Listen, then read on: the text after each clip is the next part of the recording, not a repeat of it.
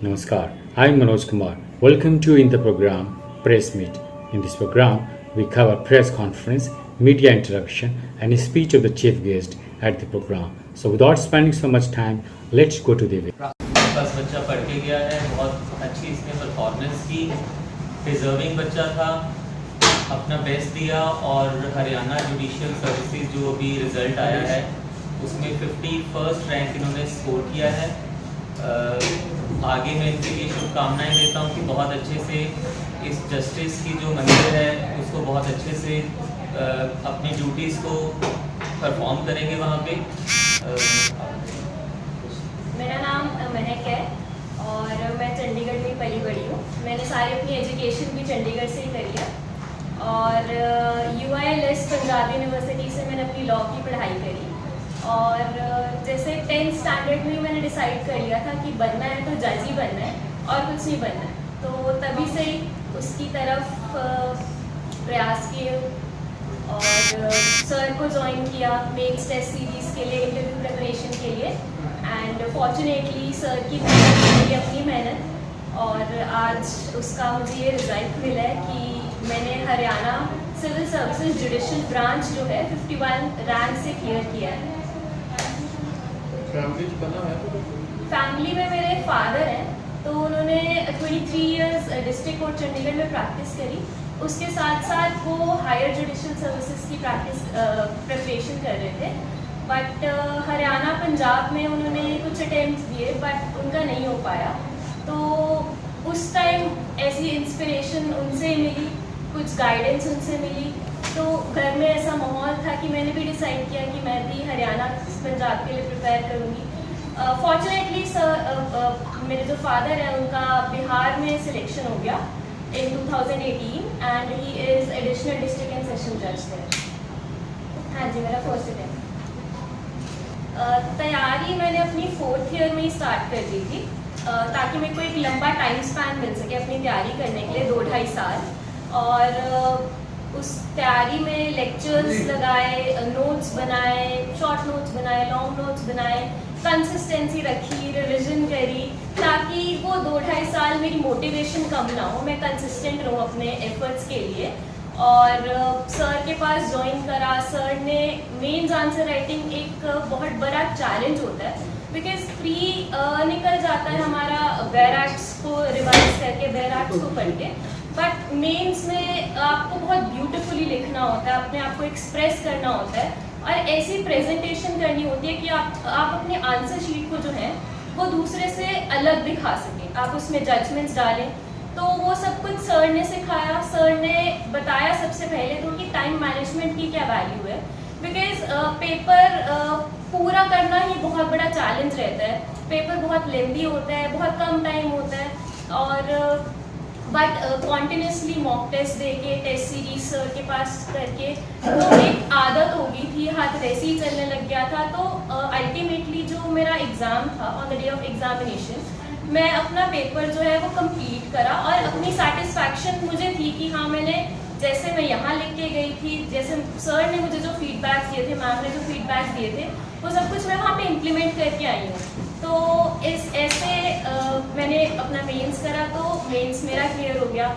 फिर सर के पास ही मैंने इंटरव्यू के लिए ज्वाइन करा बिकॉज वहाँ पे बहुत ऑनरेबल हाई कोर्ट जजेस होते हैं, बहुत बड़ा पैनल होता है। तो पहली बार अगर ऐसे जाते हैं तो बहुत ज़्यादा घबराहट फील होती है। तो सर ने 2 मॉक्स मेरे अरेंज करवाए थे जिसमें सर ने वैसे ही पैनल बिठाया, 5 to 6 जजेस था। तो उसमें मेरा डर निकल गया, सर ने काफ़ी अच्छा फीडबैक दिया एंड जब मैंने सेकंड मॉक दिया तो मुझे कई हद तक मेरा डर तो निकल ही चुका था और अपने आप को कैसे वहाँ जाके प्रेजेंट करना है वो मुझे समझ आ गया। तो on the day of interview मुझे घबराहट नहीं हुई and I was able to answer with a calm mind. उन्होंने पूछा कि आप अपने आप को इंट्रोड्यूस करिए, तो हमने इंट्रोड्यूस करा एंड देन उन्होंने लॉ के क्वेश्चंस पूछे। लॉ के questions according to me they were mixed, some were easy, some were difficult, but that is how they were able to judge my capabilities। and I think that I was able to satisfy them with my answers, and that's why they found me worthy that वो उन्होंने मुझे select कर लिया. बिल्कुल responsibility तो है, but एक तरीके से मेरा ड्रीम था ये, जो मैंने 10th क्लास में ही डिसाइड कर लिया था. तो काफ़ी टाइम से प्रिपेयर्ड भी थी कि हाँ एक दिन ज़रूर मैं क्लियर तो करूँगी. एकदम से वो चीज़ हो गई है तो डर भी लग रहा है, बट एक्साइटमेंट भी है. अब 1 साल जुडिशल एकेडमी में ट्रेनिंग होगी तो काफ़ी हद तक वहाँ पे बहुत कुछ सीखने को मिलेगा, जिससे मैं को लगता है कि मैं अपनी ड्यूटीज़ जो है वो अच्छी तरह से फुलफिल कर पाऊँगी. The challenge which I felt, the biggest challenge was to maintain consistency, because इतने लंबे टाइम स्पैन, जैसे 2-2.5 साल आप प्रिपेयर करते हो तो बहुत सारी डिस्ट्रैक्शंस होती हैं, घर पे होती हैं, बाहर होती हैं, दोस्तों के साथ होती हैं. तो वो कंसिस्टेंसी मेंटेन करना कि अगर आप 1 या 2 दिन की छुट्टी भी ले रहे हैं तो आप वहीं से जहाँ पे आपने छोड़ा था वहाँ से कंटिन्यू करें, उसको बहुत टाइम के लिए छोड़े ना. क्योंकि अगर कंसिस्टेंटली काम करते रहेंगे, रिविजन करते रहेंगे, तभी वो चीज़ें जो है दिमाग में रिटेन कर पाते हैं. अदरवाइज वो चीज़ें एक दिन पढ़ते हैं, नेक्स्ट वीक वो भूल जाती है. तो आई थिंक मेरे लिए बिगेस्ट हर्डल यही था कि मेरे को अपने आप को थ्रू आउट 2-2.5 साल मोटिवेटेड रखना था अपने गोल को अचीव करने के लिए. जजेस भी मैं समझती हूँ कि इंसान ही होते हैं, तो गलतियाँ तो जजेस भी करते हैं, बट उनकी गलतियों को सुधारने के लिए हमारी हायर कोर्ट है, हमारी अपील की प्रोविज़न है. तो गलतियाँ तो हो सकती हैं, चांसेस हैं, बट अपनी तरफ से हमने अपनी जर्नी में एजुकेशन ली है, जितनी चीज़ें पढ़ी हैं वो सारा इम्प्लीमेंट करना चाहते हैं, एंड मिनिमम से मिनिमम गलतियाँ करें. तो मेरे को टोटल 4 to 5 क्वेश्चन पूछे गए. तो 4 to 5 क्वेश्चंस में ऑलमोस्ट सारे क्वेश्चंस ही मुझे लीगल बेस पूछे. हाँ जी. मेरे पास कि मैंने रिसेंटली 2024 में सर्विसेज से रिज़ाइन किया था. I was serving as a JMIC judicial magistrate first class. Reason मेरा पैशन रहा है टीचिंग. सर्विसेज ज्वाइन करने से पहले 11 years I was into teaching, और सर्विसेज ज्वाइन करने के बाद मुझे लगा कि जो मेरा जोनर है, जो मेरी फील्ड है, मैं टीचिंग में ज़्यादा एंजॉय करता हूँ. 4 years I have served 4 years. उस जर्नी में बहुत अच्छे एक्सपीरियंसेस रहे. उसके बाद जब मैंने रिज़ाइन किया, अपने पैशन को जीना शुरू किया जो कि टीचिंग है, महक जब जज बनी, मुझे वो फीलिंग दोबारा से मिली कि जब मैं जज बना था तो बहुत खुशी होती है, पूरे परिवार में बहुत खुशी का माहौल होता है. इसके जज बनने से वो खुशी का माहौल मेरे पास दोबारा से आया. और आने वाले टाइम में हमारे पास बहुत सारे बच्चे जो होंगे जज बनेंगे, मैं बार बार वो सपना अपना पूरा कर पाऊंगा. जुडिशरी में एज सच चैलेंजेस तो कुछ नहीं है. आपको वर्किंग आवर्स में अपना टाइम डिवोट करना पड़ता है पूरी तरह से. कुछ केसेस होते हैं जो कॉम्प्लिकेटेड होते हैं, उसमें आप स्टडी करते हो डिटेल में. अपना फेयर रहना होता है, आपको बायसनेस नहीं रखनी होती है. विद वेल रीजनिंग आप बहुत अच्छे से उस चीज़ को परफॉर्म कर सकते हो. यही हमने महक को सिखाया है. यहाँ पे सुप्रिया मैम हमारे साथ कोऑर्डिनेट यहाँ पे टीचर है, मैं पढ़ा रहा हूँ यहाँ पे. महक के ऊपर हमने मिलके बहुत काम किया. हमारे पास मेंस आंसर राइटिंग में जो बच्चे सिलेक्ट हुए थे, 4 स्टूडेंट्स थे जो इंटरव्यू तक पहुँचे. कुछ बच्चे बहुत डिजर्विंग थे, कुछ रीजंस के कारण से उनका एग्जाम नहीं हो पाया. मैं उम्मीद करता हूँ आने वाले टाइम में उन बच्चों का भी एग्जाम क्लियर होगा और वो महक की तरह आने वाले टाइम में जुडिशियल सर्विसेज में अपनी योगदान दें. सोशल लाइफ देखिए ऐसे कुछ इम्पैक्ट नहीं होती है. It is up to you कि आप किस तरह से चीज़ों को मैनेज कर रहे हो. अगर आप मैनेज कर सकते हो, अपना जो ऑफिस का काम है ऑफिस में खत्म करके आइए. ये जरूर होता है कि एक जज को आउटसाइड दी कोर्ट भी जज की तरह बिहेव करना होता है. वो ट्रेनिंग में आपको सिखाई जाती हैं चीज़ें, और वो कहीं ना कहीं इनकलकेट हो जाती हैं आपके अंदर जब आप 1-2 साल भी एज अ जज सर्व कर लेते हो. बिल्कुल होता है ऐसा. देखिए लोगों को ये लगता है कि जज की जो नौकरी है वो 10 बजे शुरू होती है और 5 बजे ख़त्म हो जाती है. ऐसा नहीं होता है कि जज साहब जब डायस पे बैठे हैं उसी समय उनका काम है, उसके बाद असली काम शुरू होता है. डायस पे तो आपकी मैटर्स की हियरिंग हो रही है, बाद में उसके ऊपर आपको क्या फैसला देना है बहुत डिटेल में स्टडी करनी पड़ती है. वेल रीजन्ड आपकी जजमेंट होनी चाहिए, तो टाइम तो आपको इवनिंग में भी डिवोट करना पड़ता है. बट अगर इट इज़ योर पैशन, जिसका पैशन है जस्टिस देना, उस फील्ड में जाना, वो बहुत एंजॉय करते हैं इस फील्ड को. महक का पैशन रहा है स्टार्टिंग से. आने वाले टाइम में मैं उम्मीद करता हूँ बहुत अच्छा परफॉर्म करेगी. जो बच्चे, इस बच्चे की एज बहुत कम है. एक तो शी शी इज़ जस्ट 24। आने वाले टाइम में मैं उम्मीद करता हूँ ये honourable high court, honourable supreme court तक जाए बच्चा। घर पे देखिए ऐसा था, मैंने ऐसा नहीं होता कि एकदम से आप इंस्टेंटली किसी चीज़ को छोड़ दीजिए, और जब आप इतनी बड़ी पोस्ट पे है तो वो छोड़ना बहुत मुश्किल होता है, क्योंकि जुडिशियल सर्विसेज के लिए जब हम प्रिपेयर करते हैं तो मेहनत बहुत लगती है। लाखों बच्चों का ये ड्रीम होता है कि वो इस सर्विसेज में आ पाएँ, छोड़ना उससे भी बहुत डिफ़िकल्ट हो जाता है। आई टुक 1 ईयर, मेरे को 1 साल का टाइम लगा इस चीज़ को डिसाइड करने में कि क्या ये डिसीज़न सही होगा या गलत होगा। जब मैंने छोड़ना था, मैंने मदर से पहले से बात की हुई थी। उससे 3 मंथ्स पहले जब मैंने रेजिग्नेशन किया, अपने फादर से बात किया कि दिस इज़ द सिचुएशन कि मैं एंजॉय ज़्यादा करता था टीचिंग को। 11 साल पढ़ाने के बाद मुझे लगता है लाइफ एक बार ही आपको मिलती है। अभी मैं अकेला जज हूँ, आने वाले टाइम में आप सबका ब्लेसिंग्स रही, आप सबका साथ रहा तो हज़ारों जज बनाएंगे हम। तो फादर ने इंस्टेंटली उनकी तरफ से ये रिप्लाई आया आगे से, जो तुझे बेटा करना है ना, मुझे विश्वास है कि आप बहुत अच्छे से करोगे, आज तक बहुत अच्छे से अपनी ड्यूटीज़ को परफॉर्म करते आए हो। तो उनके इस विश्वास के कारण से मेरे कदम नहीं डगमगाए, और जिस राह पे मैं चलना चाहता था स्टार्टिंग से, आज उसी में हूँ और बहुत अपनी टीचिंग को बहुत एंजॉय करता हूँ पढ़ाते हुए। ऐसा नहीं है कि पहले स्पीडी जस्टिस है, स्पीडी जस्टिस बिल्कुल है, और नए गाँव बने हैं। वो जो लॉज हमारे पास आए हैं उनमें स्पीडी जस्टिस बिल्कुल है। और जब लॉ अमेंडमेंट का क्लॉज ही इसीलिए होता है, जब लॉ पुराने हो जाते हैं, देखिए law changes with the society, जैसे जैसे सोसाइटी चेंज होगी लॉ को उस हिसाब से चेंज होना होगा। लेजिस्लेचर लॉ बनाता है, उन्होंने एक बहुत वेल इनिशिएटिव लिया कि 3 जो नीड ऑफ द आर थी, तीनों क्रिमिनल लॉज में चेंजेस लाए। और मैं अभी देख रहा था कि इनका एजेंडा भी है गवर्नमेंट का कि आने वाले टाइम में जो सिविल प्रोसीजर कोड है हमारा, सिविल लॉज में भी वो चेंजेस लाएंगे, विच इज़ वेरी प्रेज़वर्दी कि अगर ऐसा कुछ होता है तो लोगों को बहुत जल्दी न्याय मिल पाएगा, स्पीडी हो जाएंगी चीज़ें। सबसे पहले तो जब मैंने रिजल्ट देखा तो मैंने ये देखा कि मोस्टली सारी लड़कियां सेलेक्ट हुई हैं, हमारी टॉप 4 सारी लड़कियां हैं।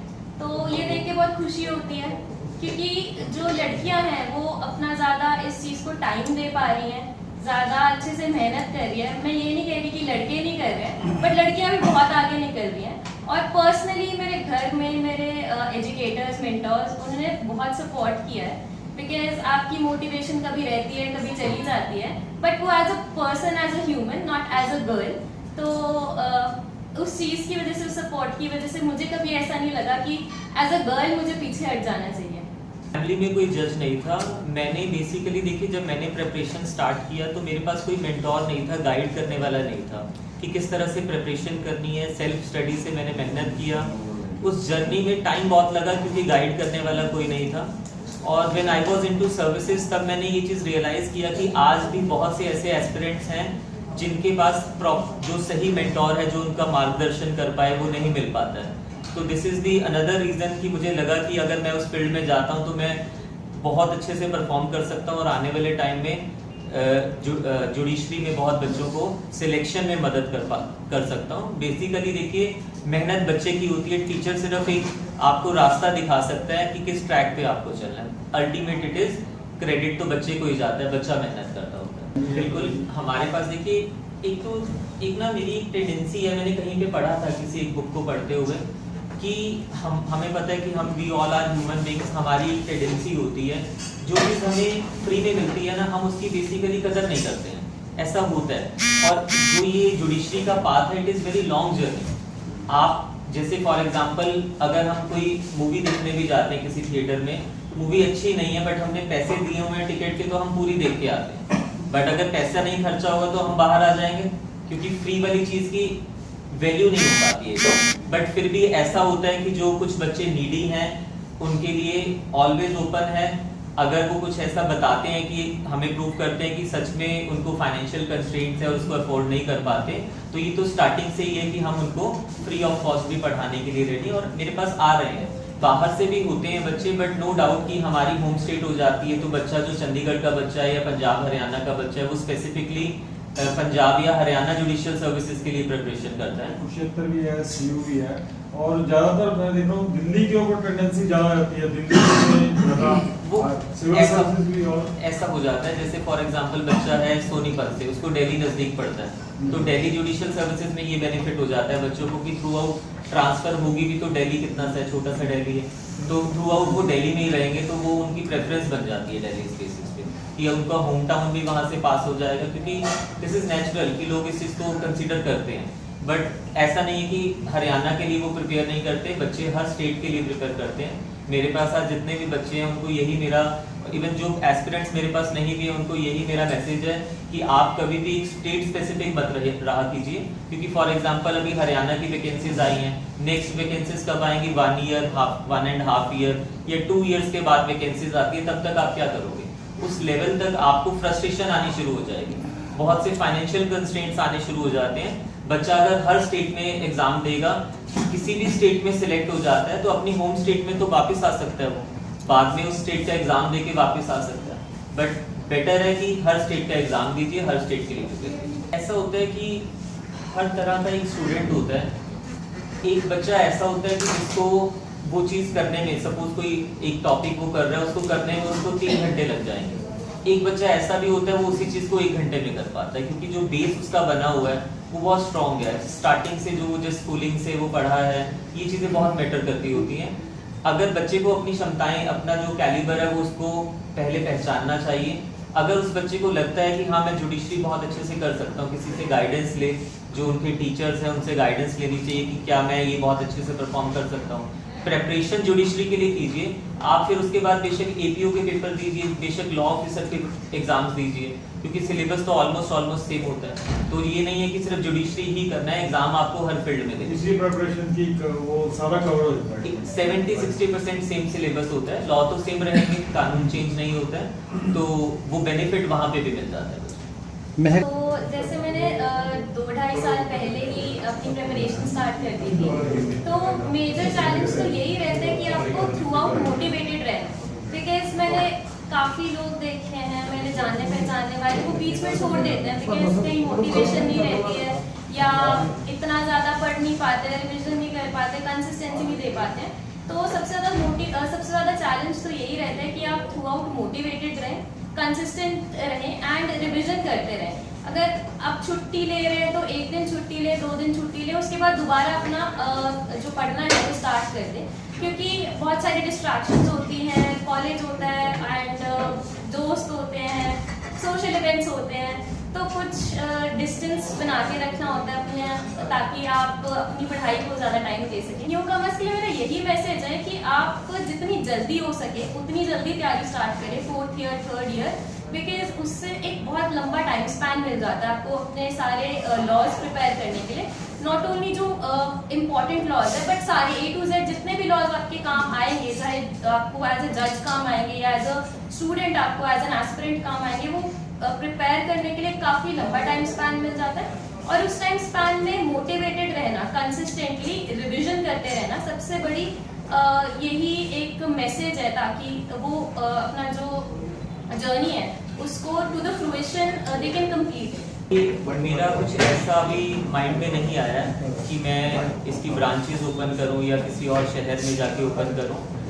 मेरा भी फर्स्ट मोटिव ये है कि जो बच्चे मेरे पास हैं उनको उनकी मंजिल तक पहुंचाना है। फ्यूचर का भी मैंने ऐसा कुछ सोचा नहीं है, अभी मैं अपना 100% दे रहा हूँ सर्विसेज में, मतलब जो टीचिंग की सर्विसेज हैं। महक उसका एक रिजल्ट है, आने वाले टाइम में बहुत से और रिजल्ट